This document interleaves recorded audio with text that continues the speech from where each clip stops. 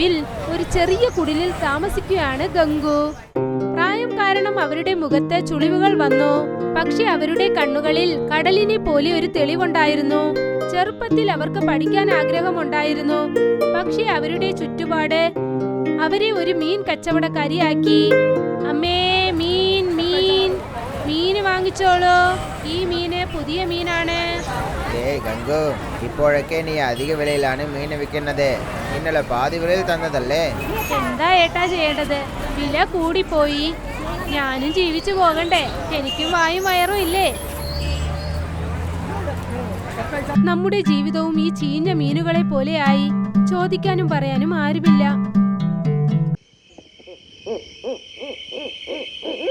നേരം സന്ധ്യയായി. അന്നത്തെ കച്ചവടത്തിൽ പാതി മീന് പോലും വിറ്റില്ല.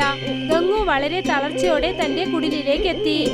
തനിച്ചു മുറിയിൽ തന്റെ ചെറിയ അടുപ്പിൽ പരിപ്പ് വേവിക്കായിരുന്നു.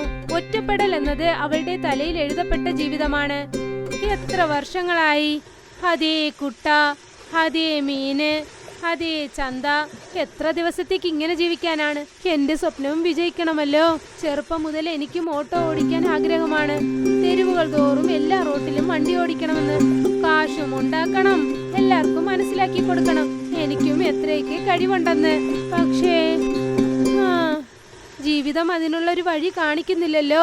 വിട്ടേക്ക്. ഗംഗു തന്റെ ദിവസേനയുള്ള ജീവിതമോർത്ത് ഒരുപാട് വിഷമത്തിലായിരുന്നു. അവളുടെ ഒരു ചെറിയ സ്വപ്നം വിജയിക്കണമെന്ന് കരുതി. പക്ഷേ പാവം, അതും വിജയിക്കാതെ ആയി. അപ്പോഴാണ് തൊട്ടടുത്തൊരു ചർച്ച നടന്നത്. തൊട്ടടുത്തുള്ള രമേശ് ചേട്ടൻ തന്റെ പഴയ ആട്ടോ വിൽക്കാൻ പോകുന്നതായി അനൗൺസ് ചെയ്തു. ഗംഗു അവിടെ നിന്നും ഉടനെ ഓടി അദ്ദേഹത്തിനടുത്തെത്തി. അയ്യോ രമേശ് ചേട്ടാ, എന്തിനാ ആട്ടോ വിൽക്കുന്നത്? ഇപ്പോൾ എനിക്ക് ഇടുപ്പ് വേദനിക്കാൻ തുടങ്ങിയിട്ടുണ്ട്. ആട്ടോ ഓടിക്കുന്നത് വളരെ കഷ്ടമായി പോയി. അതുകൊണ്ടാണ് ഇതിനെ വിൽക്കണമെന്ന് തീരുമാനിച്ചു. ഈ ആട്ടോവിനെ നന്നായിട്ട് നോക്കിയാൽ ഇനിയും ഇത് 10 വർഷം ഓടിക്കോളും.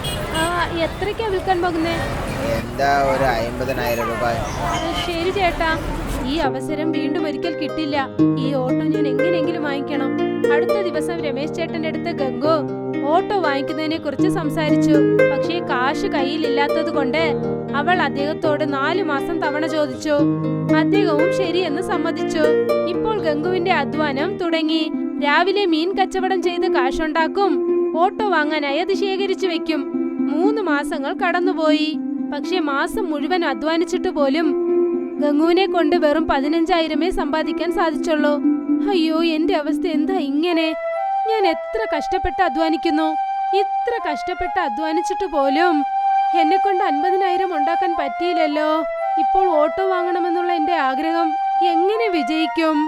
ദിവസവും ജോലി, ജനങ്ങൾ, വഴക്ക്, എന്റെ അധ്വാനം എല്ലാം വെറുതെ ആയതുപോലെ തോന്നുന്നു. പക്ഷെ എല്ലാം ദിവസേന തുടരുന്നുമുണ്ട്. എന്നെ കൊണ്ട് ഞാൻ വിചാരിച്ചത് സാധിക്കാനാകുമോ? എനിക്കത് പറ്റില്ലെന്നാ തോന്നുന്നത്. അതായിരിക്കുമോ സത്യം?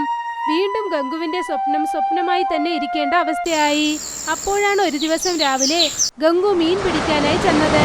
കടൽക്കരയിൽ നിന്നും വല വീശിയപ്പോൾ അവൾ നോക്കി, ആ വലയിൽ മീനിനോടൊപ്പം ചേർന്ന് ശംഖും ചിപ്പിയും ഉണ്ടായിരുന്നു. അവൾ അത് തുറന്നു നോക്കിയപ്പോൾ അതിൽ അതിശയിപ്പിക്കുന്നൊരു മുത്തുണ്ടായിരുന്നു. ഇത് പിന്നെ എന്റെ ദൈവമേ, ഇപ്പോൾ ഞാനിത് വിൽക്കണം. നമസ്കാരം സേഠ്ജി സാർ. എന്താ ഗംഗു, എന്തിനാ ഇവിടെ വന്നിരിക്കുന്നത്? സാറേ, എനിക്ക് കുറച്ച് കാശ് വേണം. അതിനു വേണ്ടി ഒന്ന് വിൽക്കാൻ വന്നതാണ് ഞാൻ. ശരി, നീ എന്താ വിൽക്കാൻ പോകുന്നത്? ഇതാ ഈ മുത്ത്. ഇത് പുതിയതും മഹത്തായതുമാണ്. ഇത് ഞാൻ വിൽക്കണം. ഈ മുത്ത് വളരെ ഭംഗിയായിട്ടുണ്ട്. ഞാൻ ഇതിന് 50,000 രൂപ പൈസ തരാം. നിനക്ക് ഓക്കെ അല്ലേ? നേരാണോ? 50,000മോ? അതെ, തീർച്ചയായും. എന്നാ ശരി ശരി, അത് മതി, തരൂ.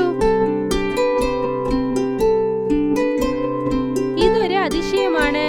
അവസാനം ഗംഗു 50,000 റെഡിയാക്കി. അന്ന് തന്നെ അവൾ ഓട്ടോ വാങ്ങി. ഇപ്പോൾ അവൾക്കെന്ന് പറയാൻ സ്വന്തമായ ഒരു ഓട്ടോ ഉണ്ടായിരുന്നു. അവൾ വളരെ സന്തോഷത്തോടെ തന്റെ ഏരിയയിൽ കറങ്ങി കച്ചവടത്തിനായി തിരിച്ചു. ആഹാ, ഇപ്പോൾ ഞാൻ പുറപ്പെട്ടു കഴിഞ്ഞു. ഓട്ടോ വാങ്ങിയതിനു ശേഷം ഗംഗു വളരെ സന്തോഷത്തിലായിരുന്നു. അവളുടെ സ്വപ്നത്തിലെ വണ്ടി ഇപ്പോൾ റോട്ടിൽ ഓടാൻ തുടങ്ങി. ഇപ്പോൾ പതുക്കെ പതുക്കെ അവളുടെ സ്വഭാവം മാറാൻ തുടങ്ങി. മുൻപേക്ക് ഗംഗു കസ്റ്റമറിനോട് ചിരിച്ചു ചിരിച്ചു സംസാരിക്കും. ഇപ്പോൾ അവരോട് വഴക്കിടാൻ തുടങ്ങി.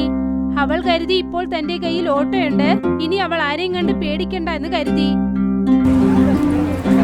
ഗംഗു, ഓട്ടോ എന്തിനാ നടുക്ക് നിർത്തി വെച്ചിരിക്കുന്നത്? റോഡിന്റെ മധ്യത്തിൽ ഇങ്ങനെ അതൊന്ന് ഒതുക്കി നിർത്തിയാൽ എന്താ? നിങ്ങൾക്ക് പോകാൻ ഇവിടെ വേറെ വഴിയൊന്നുമില്ലേ?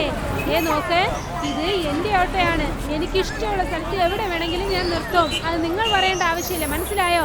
പോകുന്നെങ്കിൽ വേറെ വഴിയിൽ പോകൂ. നീ എന്താണ് ഈ പറയുന്നത്? ഇത്ര അഹങ്കാരം പാടില്ല ഗംഗു. മതി മതി മതി മതി മതി. ഞാൻ നിന്നോട് അതിനെ കുറിച്ച് ചോദിച്ചോ? ഇല്ലല്ലോ. മര്യാദയ്ക്ക് ഇവിടെ നിന്ന് പോയിക്കോ. ആന്റി, എന്റെ പട്ടം കുടുങ്ങിപ്പോയി, അതൊന്ന് എടുത്തു തരാമോ? പോടാ ഇവിടെ നിന്ന്. നിന്നെ പോലുള്ള കുട്ടികൾ മനുഷ്യനൊരു മനസ്സമാധാനം തരില്ല. ഗംഗു, എന്താണിതൊക്കെ? ഒരു കൊച്ചു കുട്ടിയോട് ഇങ്ങനെയൊക്കെ സംസാരിക്കാൻ നിനക്ക് ഒട്ടും നാണമില്ലേ? നീ എന്തിനാ എന്നോട് പറയുന്നേ? നിന്റെ മോൻ എന്താ ഒട്ടും ബുദ്ധിയില്ലേ? നിനക്കറിയാലോ എന്റെ ഓട്ടോയിൽ കൈവയ്ക്കുന്നത് എനിക്ക് തീരെ ഇഷ്ടമല്ലെന്ന്. ഗംഗുവിന്റെ അഹങ്കാരവും ദേഷ്യവും ദിവസേന കൂടിക്കൊണ്ടേ പോയി. ഏരിയയിലുള്ളവരൊക്കെ ഗംഗുവിനെ കണ്ട് പേടിച്ചു. അത് അവളുടെ അഹങ്കാരം വീണ്ടും കൂട്ടി.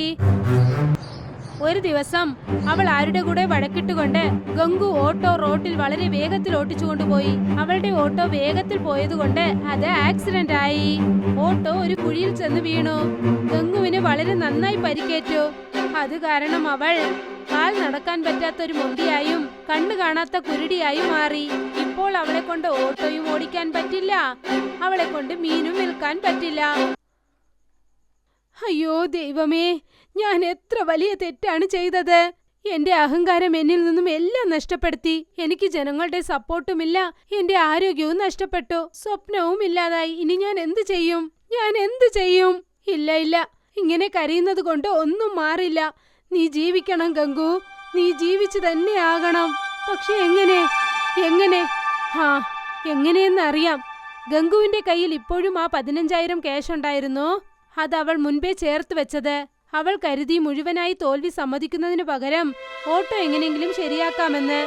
അവൾക്ക് തന്നെ അറിയാം തന്നെ കൊണ്ട് ആ ഓട്ടോ ഓടിക്കാൻ പറ്റില്ലെന്ന്. അതിനുവേണ്ടി അവൾ ഒരു നല്ല ഐഡിയ കണ്ടെത്തി. അവൾ ഉടനെ ആ ഏരിയയിലുള്ള മങ്കുവിനെ വീട്ടിലേക്ക് വിളിച്ചു. മങ്കു, ഇനി എനിക്ക് ഓട്ടോ ഓടിക്കാൻ പറ്റില്ല. നീ ഒരു ചെറുപ്പക്കാരനാണ്, നിന്നെ കൊണ്ട് ഇത് ഓട്ടിക്കാനാകും. എനിക്കറിയാം നിനക്ക് പഠിക്കാൻ കാശ് ആവശ്യമാണെന്ന്. പക്ഷെ നിന്റെ ഒന്നിനും കൊള്ളാത്ത അച്ഛൻ ഉണ്ടാക്കുന്ന കാശൊക്കെ കുടിച്ച് വെറുതെ കളയുന്നു. അതുകൊണ്ട് ഫ്രീ ആയിരിക്കുമ്പോൾ ഈ ഓട്ടോ ഓടിക്ക്. അതിൽ നിന്നും കിട്ടുന്ന കാശിൽ പാതി നീ എനിക്ക് താ, ബാക്കി നീ എടുത്തോളൂ. അതുകൊണ്ട് നിനക്കും അധ്വാനമുണ്ടാകും, എനിക്ക് ജീവിക്കാൻ ഒരു വഴിയും കിട്ടുന്നതാണ്. ആന്റി, നിങ്ങൾ പറയുന്നത് നേരാണോ? ഈ ഓട്ടോ ഞാൻ ഓട്ടിക്കണോ? ചേടാ, ഇപ്പോൾ എന്റെ സ്വപ്നം നിറവേറിയതുപോലെ തന്നെ ഉണ്ട്. ഞാൻ റെഡി ആയിട്ടുണ്ട് ആന്റി, ഞാൻ റെഡി ആയിട്ടുണ്ട്.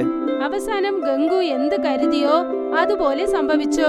ഇപ്പോൾ ദിവസവും മങ്കു ഓട്ടോ ഓടിക്കും. അതിൽ നിന്നും കിട്ടുന്ന കാശിൽ പാതി ഗംഗുവിന് കൊടുക്കും, ബാക്കി അവൻ വെച്ചോളും. ഇപ്പൊ ഗംഗു താൻ ജീവിക്കാനുള്ള മാർഗം കണ്ടെത്തി. അവൾക്ക് ഓട്ടോ ഓടിക്കാൻ പറ്റില്ല, പക്ഷെ എന്നാലും അവളുടെ സ്വപ്നം അവൾ നഷ്ടപ്പെടുത്തിയില്ല.